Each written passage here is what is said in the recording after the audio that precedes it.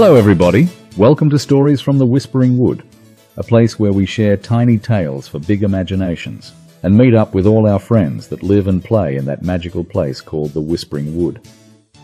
I'm your story friend, John. Are you ready for today's adventure? Then let's begin. Our adventure today is from an area just off the Whispering Wood in a place called the Green Meadows.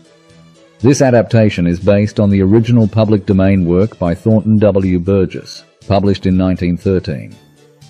Certain elements have been thoughtfully modified to suit contemporary children and listening audiences while preserving the spirit and intent of the original story.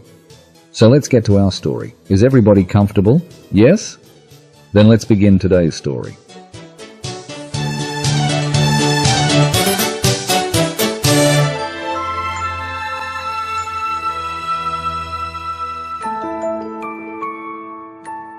Chapter 5.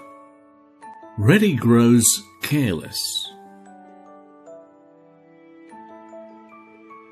Old Mr. Buzzard was right. Trouble was right at the heels of Reddy Fox, although Reddy wouldn't have believed it if he'd been told. He had stolen that plump pet chicken of Farmer Brown's boy for no reason under the sun, but to show off. He wanted everyone to know how bold he was. He thought himself so smart that he could do just exactly what he pleased, and no one could stop him. He liked to strut around through the green forest and over the green meadows and brag about what he had done and what he could do. Now, people who brag and boast and who like to show off are almost sure to come to grief. And when they do, very few people are sorry for them. None of the little meadow and forest people liked Reddy Fox anyway, and they were getting so tired of his boasting that they just ached to see him get into trouble. Yes, sir, they just ached to see Reddy get into trouble. Happy-go-lucky Peter Rabbit shook his head gravely when he heard how Reddy had stolen that pet chicken of Farmer Brown's boy and was boasting about it to everyone. Reddy Fox is getting so puffed up that pretty soon he won't be able to see his own feet, said Peter Rabbit. Well, what if he doesn't? Demanded Jimmy Skunk. Peter looked at Jimmy in disgust. He comes to grief, however fleet, who doesn't watch his flying feet, said Peter. Jimmy Skunk, if you didn't have that little bag of scent that everybody is afraid of, you would be a lot more careful where you step, replied Peter. If Reddy doesn't watch out, someday he'll step right into a trap. Jimmy Skunk chuckled. I wish he would, he said. Now, when Farmer Brown's boy heard about the boldness of Reddy Fox, he shut his mouth tight in a way that was unpleasant to see, and then reached down and picked up a bucket of rotting, smelly fruit. Peaches and plums, so rotting even the worms wouldn't live in them. I can't afford to raise chickens to feed foxes, said he. Then he whistled for Bowser the Hound, and together they started out. It wasn't long before Bowser found Reddy's tracks. Roared Bowser the Hound.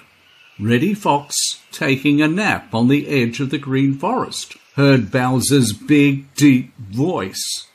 He pricked up his ears. Then he grinned. I feel just like a good run today, said he, and trotted off along the crooked little path down the hill. Now, this is a beautiful summer day, and Reddy knew that in summer, men and boys seldom hunt foxes. So Reddy didn't use his eyes as he should have done. You see, he thought himself so smart that he had grown careless. Yes, sir, Reddy Fox had grown careless. He kept looking back to see where Bowser the Hound was, but didn't look around to make sure that no other danger was near. Old Mr. Buzzard, sailing round and round way up in the blue, blue sky, could see everything going on down below. He could see Reddy Fox running along the edge of the green forest, and every few minutes stopping to chuckle and listen to Bowser the Hound trying to pick out the trail Reddy had made so hard to follow by his twists and turns. and he saw something else, did old Mr. Buzzard. It looked to him very much like the bucket of fruit sitting behind an old tree just ahead of Reddy. And to him, from way up in the sky, it smelt weird. I reckon it's about like I said. Reddy Fox is gonna meet trouble right smart soon, muttered old Mr. Buzzard. End of Chapter 5.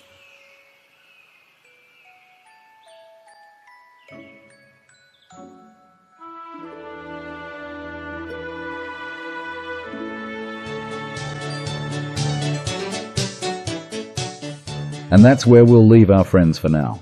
We'll find out tomorrow what happens next in the Green Meadows. I hope you enjoyed our little story. If you did, you can ask a grown-up to click subscribe so you never miss an adventure. Did you know that this story and all the stories from the Whispering Wood are available as read-along audiobooks? If you would like to know more, just visit our website, storiesforyourears.com, for further details.